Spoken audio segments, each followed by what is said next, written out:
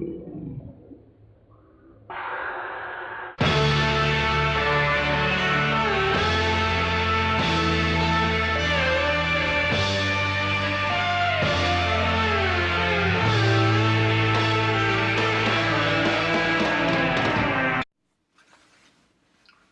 hi! How are you doing today? So, today is sort of part two of the upload that went up this morning, which is a more detailed account of my angel healing and sort of my background with my experiences with angels, which is in my world of sort of being a new ager, has been relatively new. I certainly don't have a problem with it. It makes perfect sense to me, and it's also been a major catalyst, not just this particular angel healing, but my involvement with the angels, starting in 2009. So this is a bit of an account of all of that. It's a little bit detailed. It may not be your trip. I encourage you to skip this video if that's not really your thing, because this is hardcore woo-woo. So, really in the 80s, I'd already been vegetarian for 10 years when these awesome things drug me into all kinds of other things, led to the tarot cards. And, that was kind of the beginning of it. And then just went on and on with that, becoming a raw foodist, da-da-da-da-da-da-da, and then, all the angel stuff. So when I was into the angel things, the Erewhon tonic bar at the time, before it's gone through its whole change in ownership that it has now, Truth used to have all these kind of angel cards and things like this laying around, which, amazing stuff. So, I mean, I was always into the tarot cards, this idea of going into the quantum field, that this sort of chaos magic, the randomness of like whatever is going to deliver you the message that you need to hear.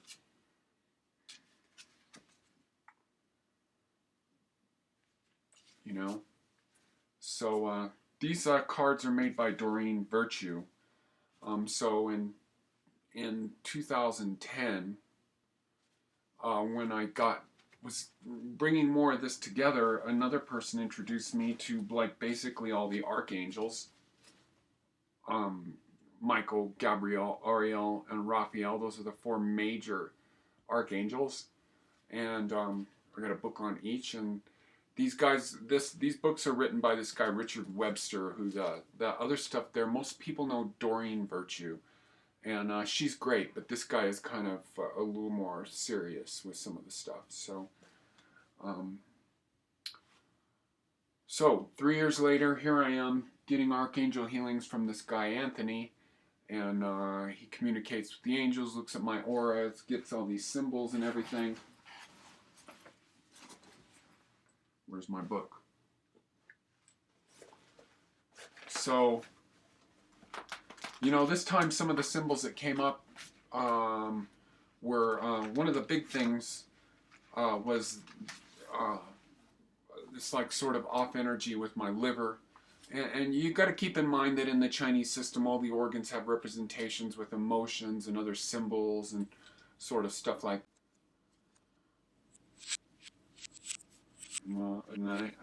so the big thing was that there was, and get ready, wait for it here. The Western world has like kind of gotten us all kind of afraid and feeling like there's not much going on in what's in front of our eyes, and that's the worst thing ever. And so recently I've been attracted to Southeast Asia, where they definitely believe in things like ghosts and entities and all this kind of stuff. And so also in 2010, as I was going through all of this, I became aware of, more seriously aware of David Icke. I knew about David Icke, but I read his book, Tales from the Time Loop.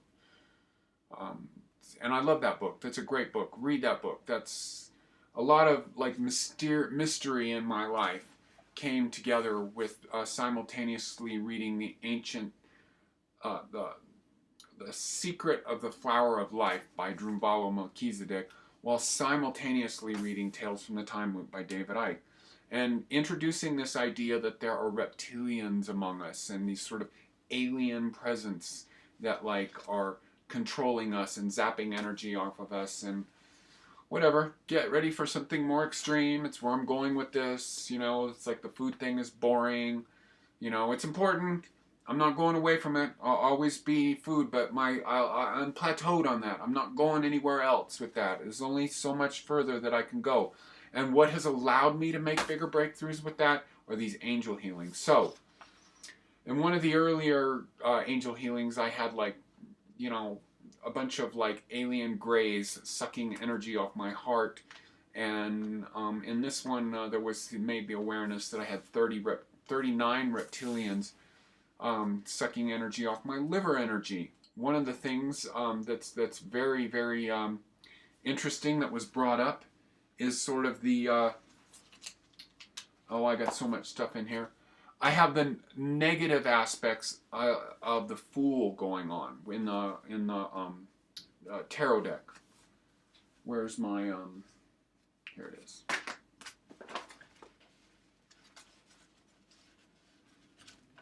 So here's the Fool in the tarot deck, the Voyager deck, which I use, or Fool Child as it's called in the Voyager deck, the deck that I use. And so this is a bit of a card of like total freedom.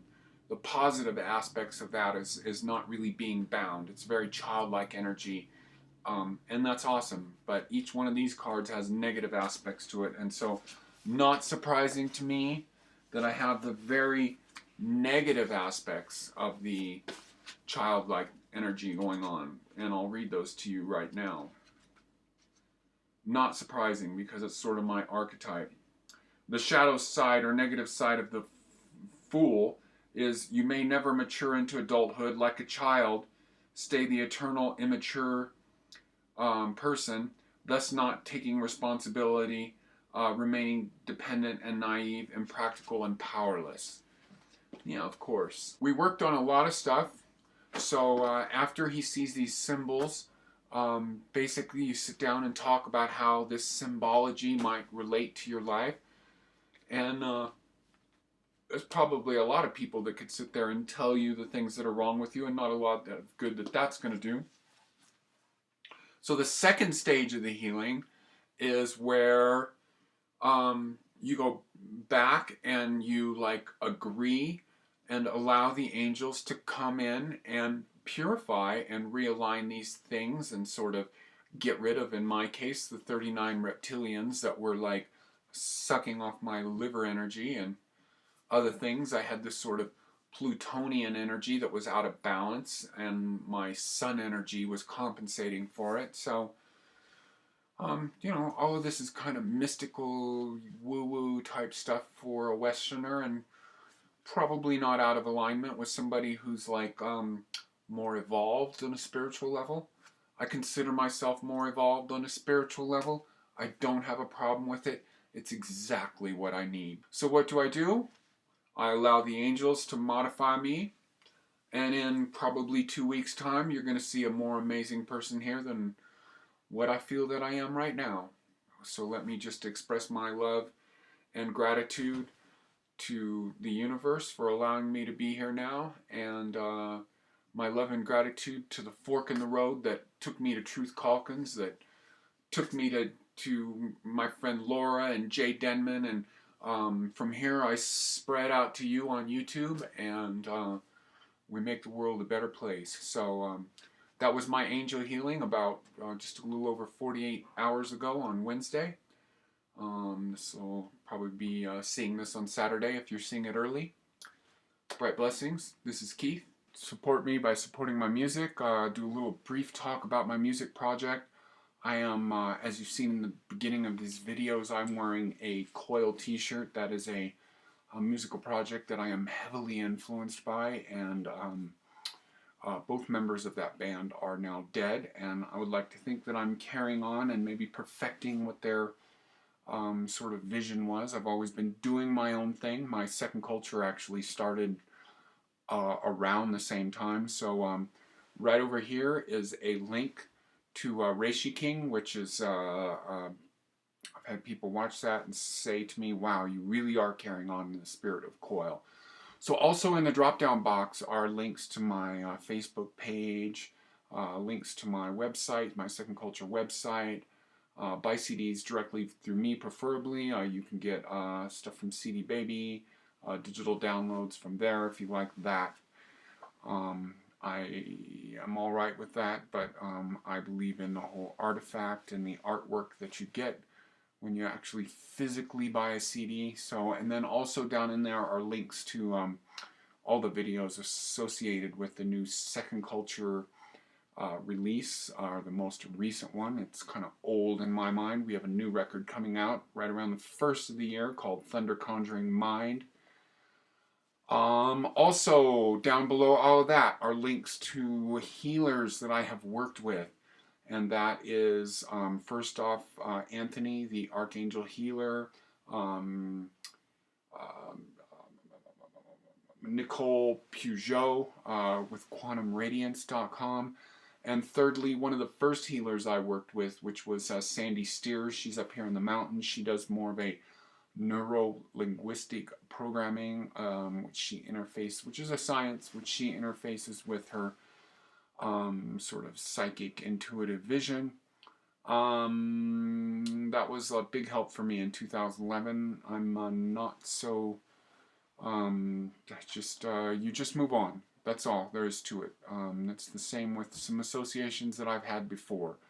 You know, you work with people, you learn what you can, and you develop your own program. Don't ever, ever, ever follow anybody exactly. Come up with your own thing. That's the Magician in the Tarot tarot deck.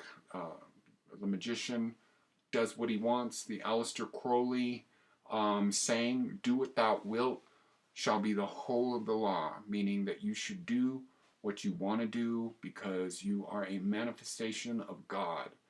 And so that is my program. If you are following other people, if you are following religion, that is the Hierophant in the tarot deck. So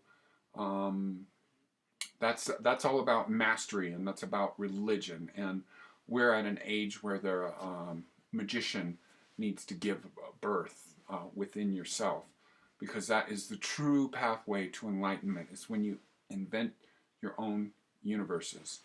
And trust me, all religions of the world right now are based on Hierophant type energy,